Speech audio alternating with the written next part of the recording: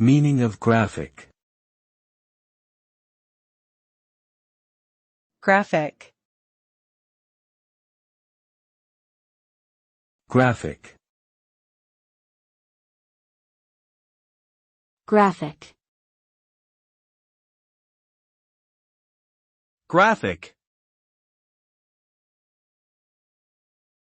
The term graphic refers to something that is visual or related to visual art, design, or representation. It can be used to describe anything that is created using visual elements such as lines, shapes, colors, or images.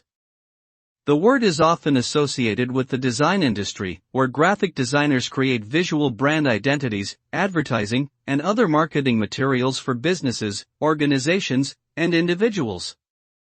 It can also refer to computer graphics, the creation, manipulation, and display of images using computer technology.